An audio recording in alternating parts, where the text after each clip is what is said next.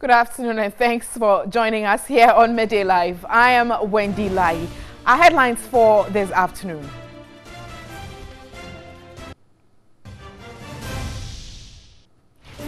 UN peacekeeping mission in South Sudan UNMISS recalls Ghanaian police units as it investigates allegations some of them were involved in sexual abuse. TV3 mission yields results in 2 districts, the Wa East and Bongo districts, and will bring you the details.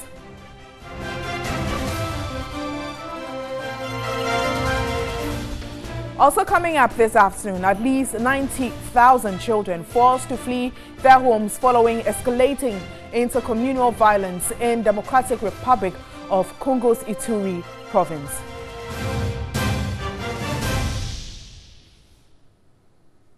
Got details of these stories, including sports, coming up shortly. Let's start with our very first headline story. And the United Nations peacekeeping mission in South Sudan has recalled a Ghanaian police unit working at one of its protection camps while it investigates allegations that some of them were involved in sexual abuse. The UN mission said it had asked the 46-member unit to return to the capital, Juba, from its protection of civilians at a site in Wau, northwest of Juba. This was after complaints that the members of the unit were having sexual relations with women living at the camp.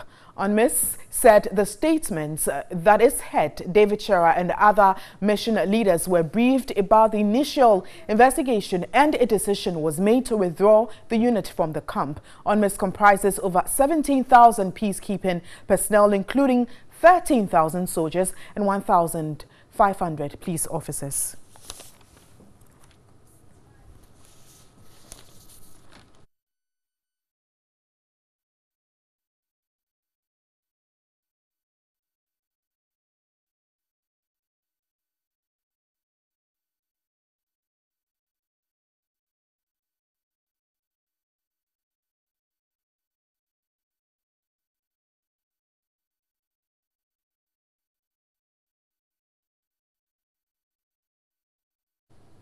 So shortly, we will be speaking with the immediate director of the formed police unit, Chief Superintendent Hamza Nayakubu. And then also joining me via Skype, I will be speaking to Adam Bona. He is a security expert to give us their take on this matter arising. So first of all, let me speak to Chief Superintendent Hamza Nayakubu. Good afternoon, sir, and thanks for your time. Good afternoon, madam. Now, you were the immediate director of the formed police unit. How did you receive this news? When I picked up signals of this... Can you speak up for me, Chief Superintendent, please? Hello? Yes, sir. I said when I picked up the information from the media, it actually saddens me because knowing the sort of industry that we had put in to ensure the success of this project, I never expected that we could be faced with such allegations.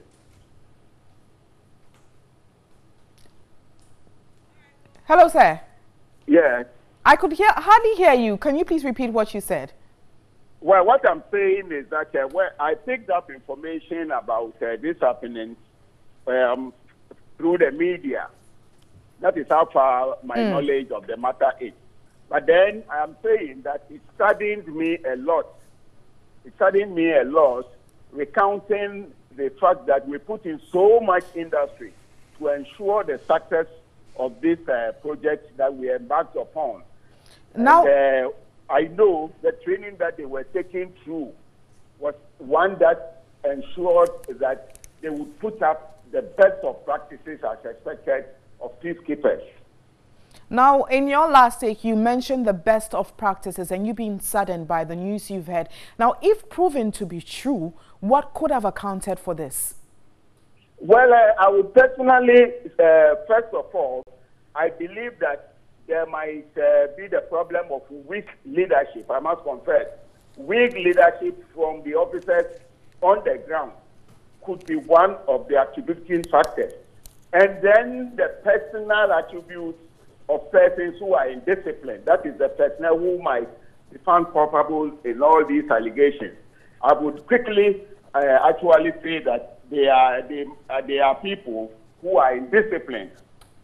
Now, going forward, quickly before I let you go, what do we do about such matters to ensure that such is not recorded again? I know the police administration would by now have been embarrassed by these allegations, whether proven or unproven, because the sort of hard work that has been put into all these things, they would have to sit up now and ensure that henceforth people who are deployed are of the highest standard.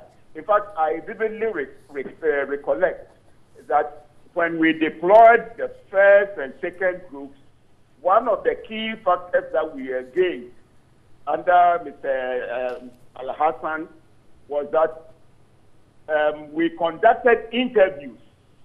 There was a 3-man panel headed by the former IGP, then the Director General of Operations, Mr. John Kudalo, the Director International Relations, and myself, the commanding officer. That was to ensure that people that had done disciplinary-wise were not deployed to the ground. And I can say with pride, that those people who made up the first, second badges are reported to have performed above average, very excellently, in fact, I must say. And so I think that going forward, the police administration should actually ensure that it is not only the orientation. As for orientation-wise, before they are deployed, we have experts in peacekeeping in the system who are constituted into a team. They brief them adequately. In fact, I remember we did that over a period of 5 days, where they were taken through the do's and don'ts, knowing the fact that sexual exploitation is one of the key things that the UN abhors. So we did all these things to ensure perfection. But unfortunately, indiscipline on part of individuals and maybe weak leadership has caused us this. And so we would have to look, the administration has to look into this direction.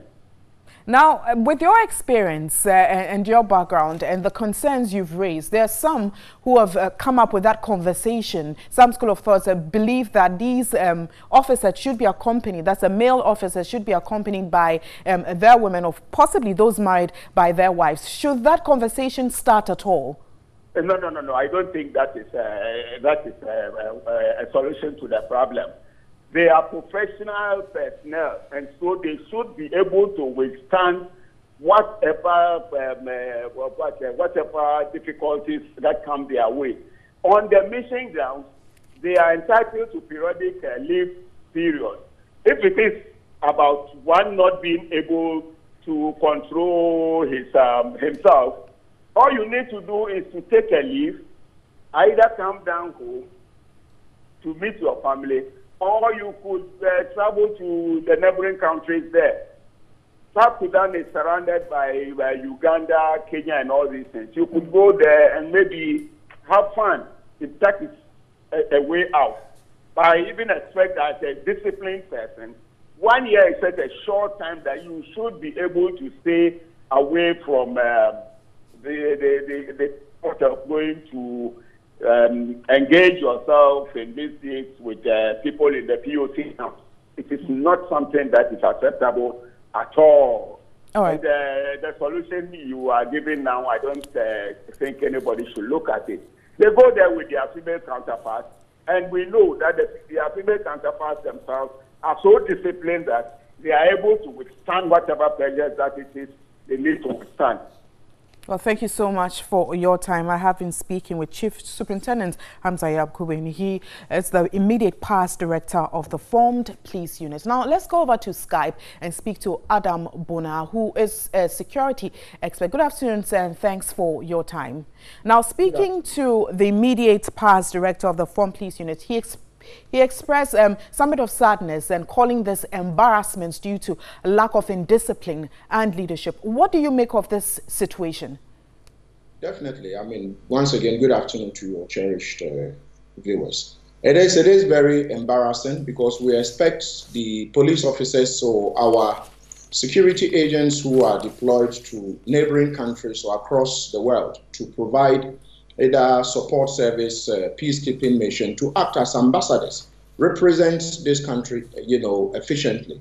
But to have our police officers or some of our police officers engaged in sexual exploitation in this part of the world, in southern Sudan, is very reprehensible. I picked up this information probably about 4 weeks ago. About 4 weeks ago, where I picked up this information from a charity, an NGO working around that vicinity that talked about, huge sexual exploitation around that area. And you wouldn't believe how much they pay to, these vulnerable people. They pay as less as $1, to have their way with this woman, which the UN or the AU, the ECOWAS would say it is something they shouldn't do. It is a no-no. And before they are deployed, they are adequately briefed. They go through orientation. And sexual exploitation is one of the things that they are told, don't do it. And so for them to have gone to do it, I'm really not sure, probably just like the chief superintendent did say, lack of discipline on the part of some of our police officers. I wouldn't say all of them. Let me be very quick to say that. Not all of them. We have very efficient police officers who have been deployed in the past. And even amongst those who were there or who have been recalled, some of them have done, very well. And so it is very, very, very sad for us as a nation, and so let's see what the police administration comes up with. And let's see how the UN, because the UN itself probably was not quick to pick up this information. They had to wait and wait and wait and wait. And so for a total recall means that they are treating this very serious. And so if these police officers who are suspected to have exploited this woman are found to be guilty, I believe that they are going to be sanctioned by the UN, and that the Ghana Police Service and Ghana as a nation should sanction them, and probably that the punishment should be so harsh to serve as a deterrent to, future police officers or security officers who are going to be deployed to, conflict-prone conflict zones. Now, will just sanctions be enough from both sides? What do we do going forward? Will sanctions just be enough to deal with this problem? Well, I think that would be a deterrent in terms of, for now.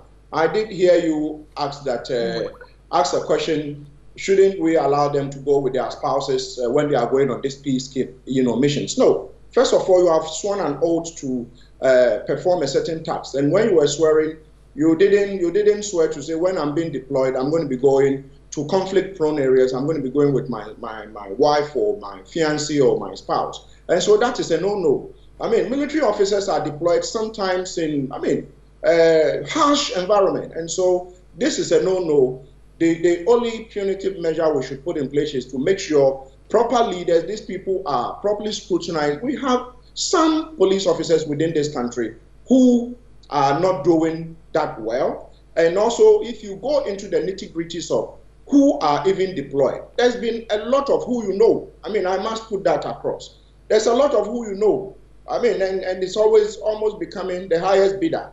And so you would have one police officer who would have served on some of these missions severally, at the expense of other officers, well-performing officers in the country who would want to have a taste of how these peacekeeping missions go. And so I'm urging the Inspector General of Police. He's doing well. And so he should go into this alleged sexual exploitation, dig into it, and make sure that the next batch that will be going, proper interviews, these people are scrutinized so that the who because it's been there, it's a canker, it's been there, and most police officers will tell you this. It's been there, who most people come 2-3 years, they are gone again. And it shouldn't be. So probably that should be it. If these people come, is the UN come up with a report that suggests these people are guilty. When they come, they should face the law court in Ghana and be punished. And maybe when they go we begin to send them to prison, it would act as a deterrent for serving police officers who are supposed to be going on peacekeeping mission and serving as ambassadors for this country. I find this very reprehensible. Thank you so much for your time. I've been speaking to Adam Bona, security expert. You're still watching Midday Live, and Inspector General of Police David Asante-Apietu has assured Guineans the police service will put up a robust fight against crime. He said under the ongoing police transformation program, government is resolved to resource the service and will soon place personnel in position to deal decisively with all security threats. IGP David Asante-Apietu gave the assurance at the inauguration of the Techiman Awara police station in the Bonafu region.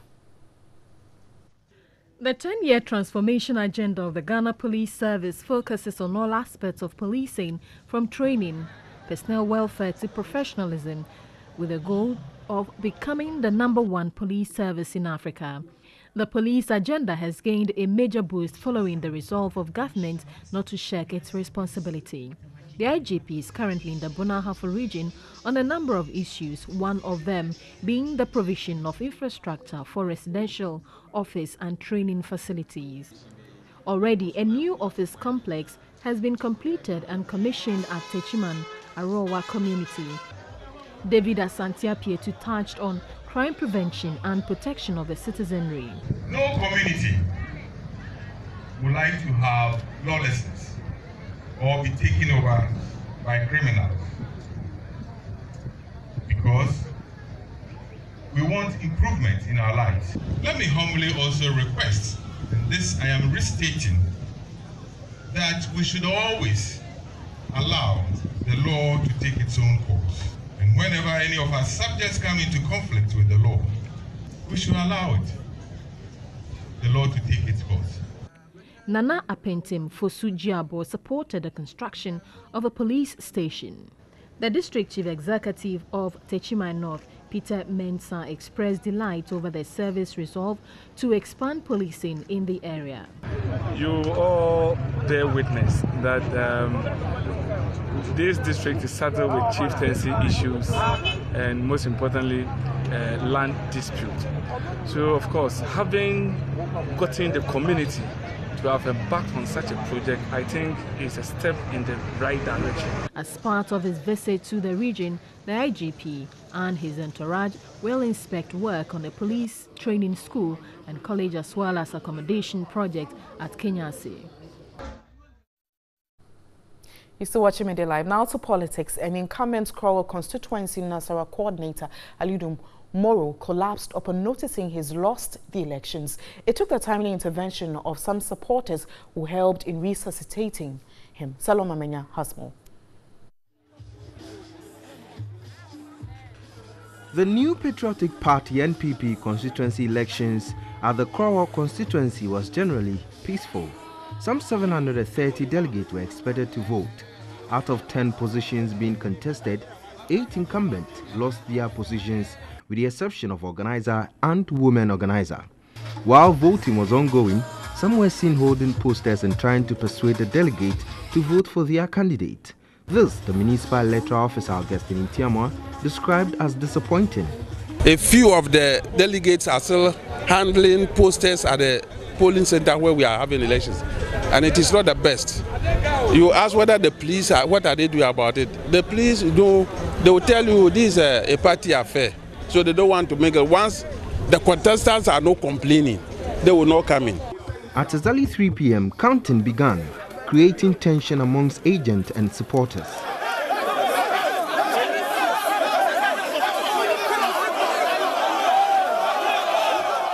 At the end of counting, Joseph Atajima emerged winner for the chairmanship position with 347 votes out of 725. James Amate Ama, 130. Joseph Atajima, 347. Total votes cast, 725. So we have Joseph Atajima elected as chairman. Me basa obataya nensa ekata nemaso. I'm coming to unite them. Before I eventually win 2020, na gi say one man polling station executive before. While some jubilated, others could not comprehend the loss. Incumbent Nasara coordinator Ali Dumoro collapsed upon noticing he's lost the elections and had to be carried away. The winners were sworn in by the Member of Parliament for Koro, Elizabeth Afulekwe. She charged the elected executives to work towards keeping the party in power. I pray that you contribute to the success that the party has earned in this constituency. We want to retain power in 2020. I urge you to work very hard to ensure that we continue this good work. Richard Ahiagba, who is aspiring to be General Secretary of the NPP, observed the elections. And this is where exactly we look forward to, that our party is giving the strength at the base of the party to be able to grow. What we have today is a very strong party up top. We want to change that dynamics. Now to other stories. And private legal practitioner Nana Ejei-Bafwewa has called on the General Legal Council, GLC, to reform itself to be more transparent and accountable in its dealings. Speaking on New Day's Saturday edition, Nana Ejei-Bafwewa noted this is needed to ensure it keeps up with the changing trends in legal education.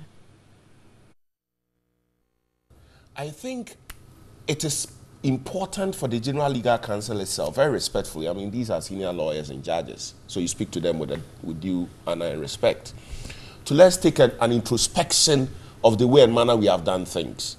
You know, there's the need for some level of transparency and accountability. You know, the General Legal Council that was created by Osajefo Dr. Kwame Nkrumah was created in a certain context at a particular time. Times have evolved. Mm-hmm. And when you go to places like England, now the Bar Standards Board has got people who are even non-lawyers in there. And so we may have to look at, you know, reforming the system. But in order that it would not become necessary for people to say that bring non-lawyers into the General Legal Council, maybe we ourselves would have to take a second look at the way and manner we are doing our things. So you think look, in terms of even regulation of lawyers, I think there are issues now. In terms of disciplinary procedure and so on and so forth. So the time has come for there to be, you know, a holistic introspection. But the strategy by the students are wrong. I think the General Legal Council needs to reform itself because it is unfair. We need cool heads. That's what it is at the moment. A student fails exams and you say he should pay 3,000 cedis for a remark. I don't think it is proper. And still on the subject of the mass failure of the bar exams, private legal practitioner Martin Kpebu is of the view the results need the attention of the Independent Examination Board and the General Legal Council. To the extent that the failure rate is so high, it's abnormal. It's abnormal. So because of that, the IEB and the General Legal Council need to relook at the situation. They have to reconsider and see what can be done, because it doesn't only tell that the students, the candidates are not good, but it also tells that the system itself is not well designed. You can't design a system that will bring out a failure rate of 81%. It means that, I mean, the blame goes both ways. And also on the program was legal practitioner and member of the NDC legal team, Abraham Amalepa. He also described the mass failure witnessed in the bar exams as a national disaster, calling for a setting up of a committee to probe the matter. I described it as a national disaster because when you consider the fact that we need more lawyers. As lawyers, we know that you have to be traveling to other districts to handle cases just because in those districts, you don't have lawyers there. And I thought that we were trying to bridge that gap and to ensure that we have more lawyers in the system. I've always said that it's better to have more lawyers and more doctors, because if the lawyer, the judge is a lawyer, the prosecutor is a lawyer, and the defense lawyer, if these three people decide that you are going to die, the doctor cannot save you. So I think that there must be a committee put in place to investigate the cause of this massive. It's not as if this is the first time people have failed. during our time there were failures, yes, but not on this because scale. it was too infinitesimal that you may even want not to want to talk about it. But now, 81% is huge. Meanwhile, legal practitioner and member of the NPP, Gary Nimako, has questioned the approach adopted so far by the students to have their concerns addressed. The approach that the students are using in this matter, to me, is not the best approach. I have listened to them going to the media, ranting and raving all over the place. You see, if you written an examination and they say 81% of you failed, the approach is not to come to the media. The media cannot pass you or look at the papers for you to raise it and or whatever. Or shocked to the bone to see the head of the General Legal Council, the Chief Justice, cave into public pressure because people are giving pressure or talking about it. Then they will just call the papers and say, we have now marked about 30 of you. Also, you have also gone. You have just passed. No. I think that what they ought to have done was to have soberly taken the results, use the structures put in place for remarking in a very quiet and sober manner. But the question is, 81%, how did it happen? Is it that the students themselves are not good students? Or is it that they were not taught well? Or they didn't appreciate the questions that were put to them at the examination? You see, let's not forget one thing. Exams alone is not a yardstick for measuring whether the student understands the program or otherwise. Sometimes you can genuinely flop the question. Genuinely. You see, so I think this is a whole bunch of things to be looked at. To other stories, CEO of the National Health Insurance Authority, Dr. Samuel Yawano, has admitted the scheme is facing financial crisis. Speaking on TV3's Current Affairs program Agenda, he noted the authority is consulting stakeholders to discuss possible ways of improving the finances of the authority. Yes, the scheme is collapsing. As an insurance scheme, you're supposed to have some reserves, because you're supposed to ensure the health of your people and you buy the health from service providers. Just in case, God forbid, something happens and a lot of people fall sick, maybe some virus sweeps through the country, and the service providers are forced to look after this mass people who are flooding through their gates for healthcare. You have to have reserves. That's why we stipulate that any health insurance of our nature should have a minimum of 6 months reserve. Now, to date, we have 0 reserves. Interesting. How did that happen? We don't have the reserves. How did that happen? Well, that is purely because we set up a certain financing model of 2.5% VAT and 2.5% Senate. To date, those two constitutes about 95% of all funds used. And they are not enough. Not enough, because if you look at the number of members who are on the scheme now, we peaked about 11.4 million, now we're down to about 10.5. So if you average it, even 10.5 or 11 million, you have 11 million members. The financing model brings us maybe 1.1, 1.2 billion cedis a year. So if you look at it, everyone is entitled to probably just about 110 cedis for a whole year. That works in terms of international figures to about less than $30 per person. Still continuing this discussion, and joining me on the phone is Sidiaho, Africa Coordinator for the Africa Platform for Universal Health Coverage. Good afternoon, and thanks for your time. Good afternoon, and thanks for your time as well. Good afternoon to your listeners. Now, there has been a proposal for 1% levy on formal sector workers, which you rather think that there should be alternative ways for this on the NHIS. How best can this be done? Okay. First, I must say that it is good the National Health Insurance Authority, the Chief Executive has admitted that the scheme is collapsing. It is also good he's laying bare the critical issue about the financing of the scheme. However, I personally, that's my personal opinion, I personally believe that proposing 1% additional tax for former sector workers to pay as a way of boosting the financing of the scheme is the way to go.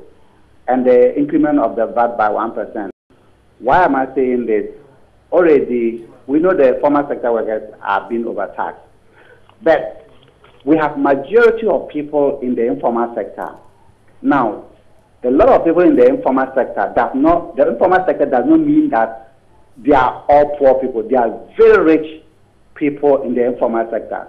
We say they are informal because their businesses have not been formalized in a way that everybody takes salary and you can really, they go pass through the controller and accounting general where you can really monitor who is receiving what.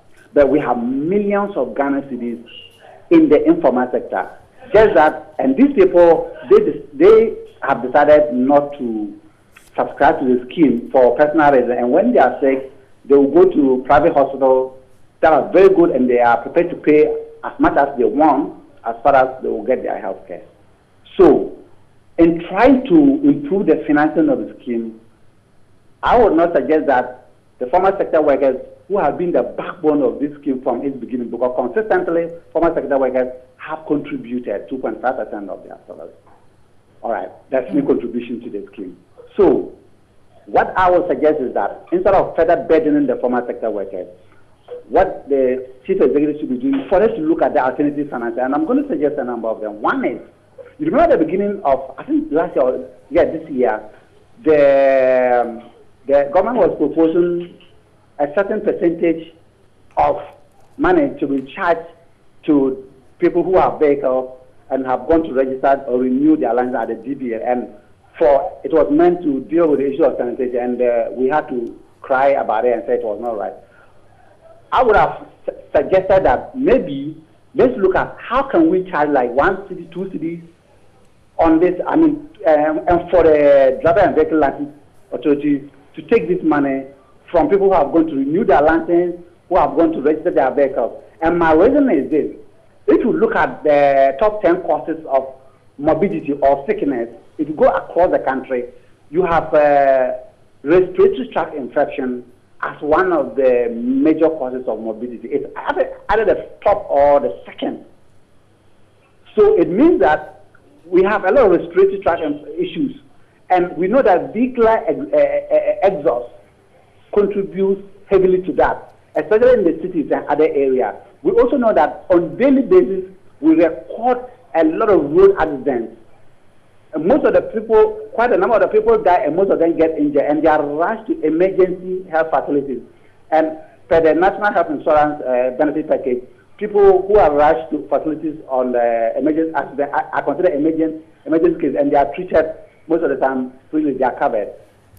So it means that road sector is contributing or taking a lot of our money, or is contributing negatively to our health. Okay, and now that point made clearly, but let me take you back to the informal bits where you mentioned that if people aren't interested in and want alternate means, that's private sector health insurance to take care of them. Now, how practicable would that be? Please, could you come again? Now, I'm taking you back to the informal sector levy that you suggested. And yes. I'm asking that how practicable would that be?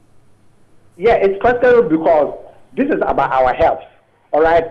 And a lot of people will benefit from it. Not unlike the sanitation sector where people are even skeptical about how that money will be used and where it will be going. But if we contribute, for example, if I'm going to renew my driver's license and I have to pay 3 cities in addition, and that money will go to the National Health Insurance Scheme, I know that once I have a National Health Insurance card, I'm going to benefit from it. That is, even if I don't go, it's going to take care of somebody in the village.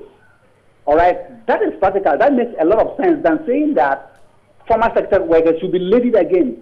That, for me, does not really, it doesn't make sense. All right. Thank you so much for your time. Thank you so much for your time. Sidi Aho is the Africa Coordinator, Africa Platform for Universal Health Coverage. You're still watching Media Live. Do stay.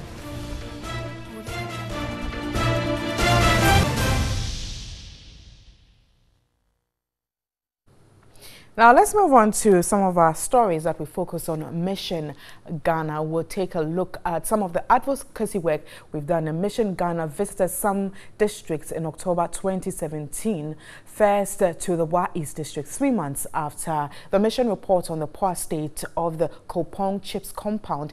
A new structure has been put up and ready to be handed over to the Health Directorate.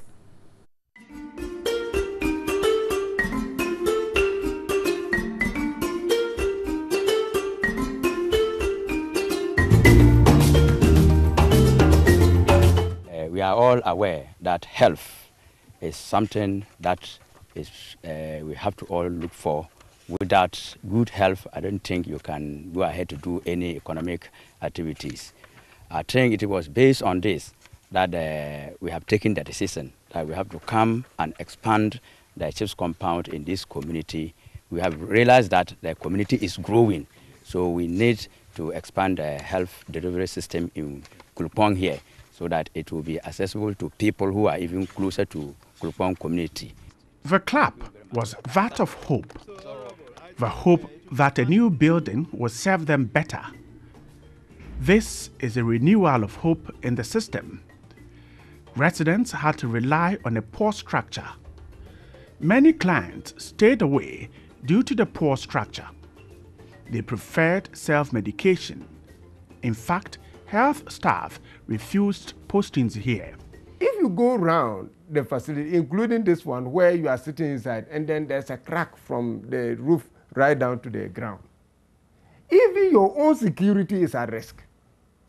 What kind of mental state, and confidence do you have, either in the day or during the night, in order that you can render services that, and many of these things, let me tell you that at a point in time in healthcare service delivery, is inspirational driven. There was total hopelessness in the system.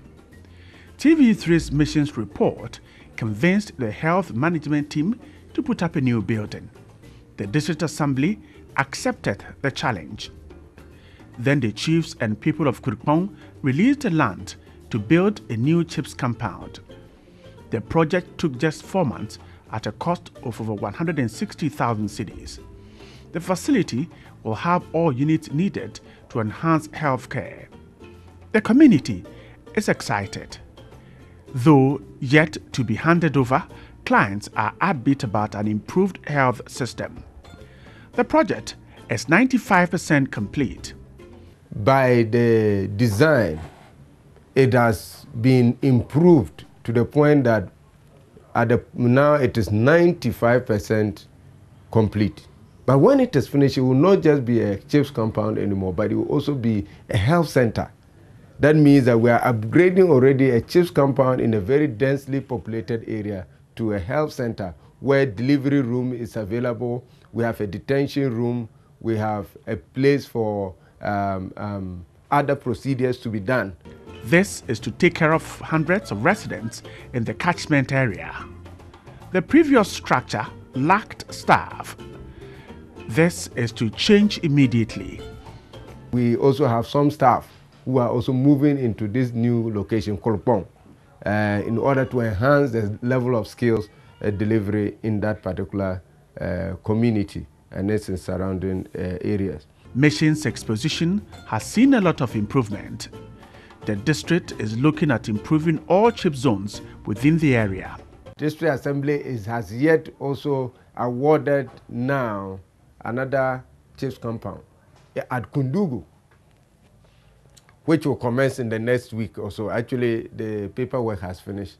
The contractor is left to move to site. And we believe that in the next 3 months, yet another facility could be added to the current pool that we have. Okay.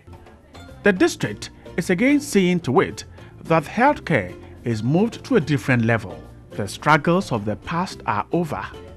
Refusal to go to health centers will no longer exist. With the provision of that facility, it will go a long way to improve upon their health situations in the area, because many people were always willing to go to the facility, but because of the bad nature of that facility, they used to abandon it and move to different places. But now that they have a new structure in the community, they are expressing their willingness now to patronage the health facility there. In fact, the building isn't the only way out of improving healthcare. The assembly is looking ahead. Staff are happy and feel they must give off their best. This project is going to help us a lot. For me, for instance, I'm a community health nurse. So for now, they will bring a lot of nurses.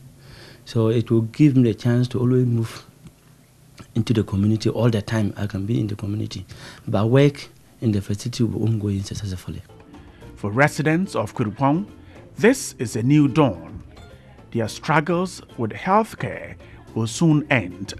They no longer will travel over long distances to access healthcare. This is expected to be built on and access improved. For TV3's mission, this is indeed mission accomplished. The Wa East District is the beneficiary. I must start by thanking TV3 for throwing the spotlight on us in the past 3 months. Generally, I will say that the place is now open up, and we have seen many more people that are calling in from all angles, showing some interest in helping one area or the other, particularly in relation to health. Bright Nanamfo, TV3. Exciting news then. Again on mission after the reports on the poor condition of the Akoyo Primary School in the Bongo district of the Upper East region. A new classroom block will soon start following the handing over of the land to a contractor. Now, the 3-unit classroom block, as reported, is at a cost of 190,000 cedis. Here's another report by Bright Nanamfo.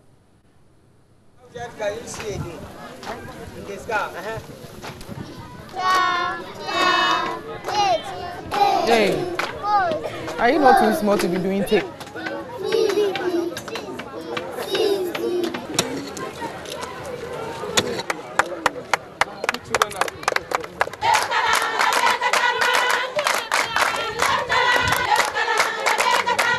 Excited, a community that was in need now has every right to sing and dance.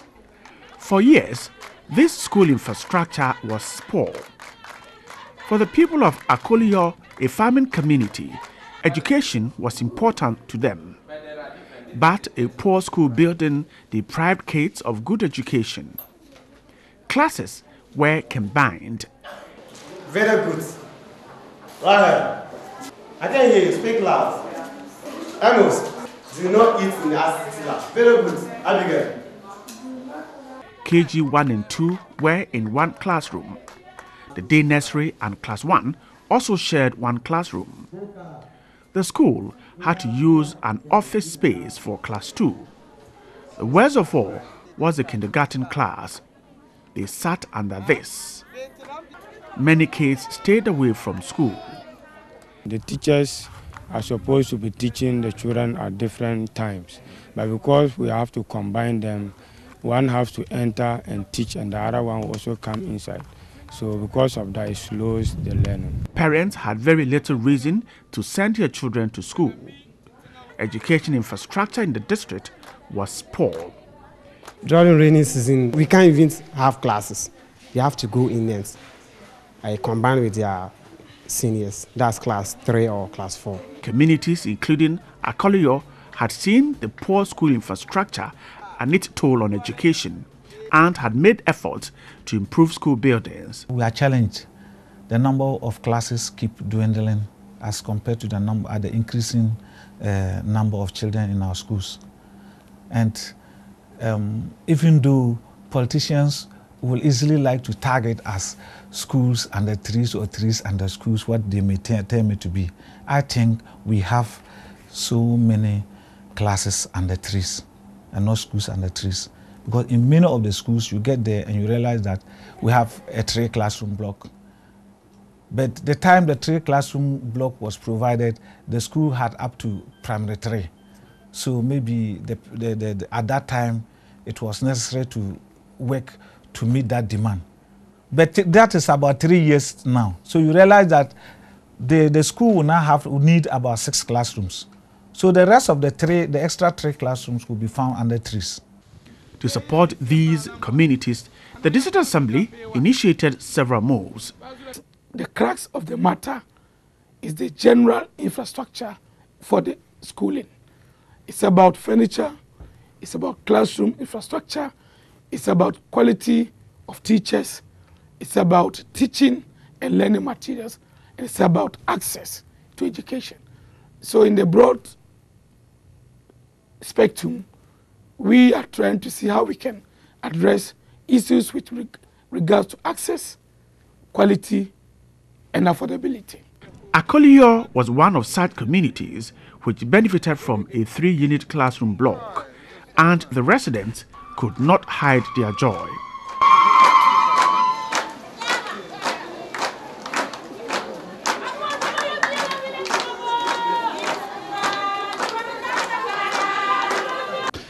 Akoliyo is excited. The community in the Bongo district of the Upper East region has been depressed for several years. Educational infrastructure, very, very poor. Their kids studied under this shed, and for years, this is what they had to contend with. They have tried, but could not. This meeting is expected to finalize arrangements to have a new school block constructed. Excitement is on the faces of every member of this community. A new school block, a new beginning, and a new step ahead into education in the future. The community of about 750 people will, in about 4 months, see a new school building at a cost of 190,000 cedis. The community is grateful the Assembly has come to its aid. We had to make a budgetary allocation towards putting up the classroom block. So the peoples in that community used to travel about 2 to 3 kilometers to be able to access education. So if we do not go to their aid, it means that they're going to be left out. Based on that cry, I thought we should put up the facility for them. A sort has been cut to construct a 3-unit classroom block for them, and possibly to drill and mechanize a borehole for the children, so that for the first time, they will have some access to education. The facility will come with offices, a storeroom, and sanitary areas. We are so excited for what the government is putting forward for us, because in the olden days we used not to have schools to go, but as of now the government is putting this building for us. We are very, very happy for what he's doing for us. The over 170 pupils of the school will very soon enjoy modern facilities. All we need is the community support. It's a give and take affair. If ask them to eschew laziness, petty stealing, preferring, and all that other things. So if ask that they should support us as a community, so that we also work in earnest. And the project will roughly, it will not take more than 4 months to complete. The District Assembly and the Education Directorate are poised to use education to move development forward. It's not only the classroom that is their problem. They do not also have furniture.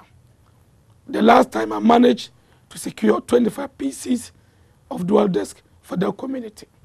But that is not enough. Very soon, we will be procuring furniture and will allocate a few pieces to that school. So Akoliyo peoples should be happy that this government has come to their aid. The Assembly says many more facilities will be added to Akoliyo Basic School so that kids who complete and will move on to the next level will not have to travel to other communities to further their education. Bright Nanamfo, TV3.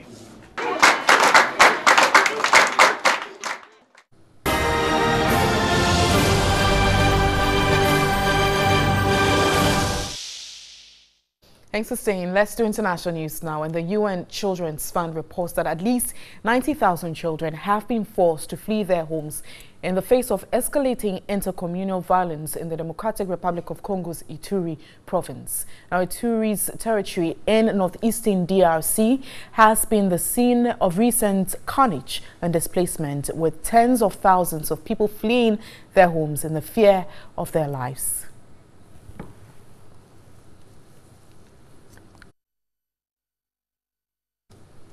And that's all for international news, and that's all for the bulletin as well. Do have a beautiful and a lovely Sunday. My name is Wendy Lai. Remember, News 360 is at 7. Thanks for watching.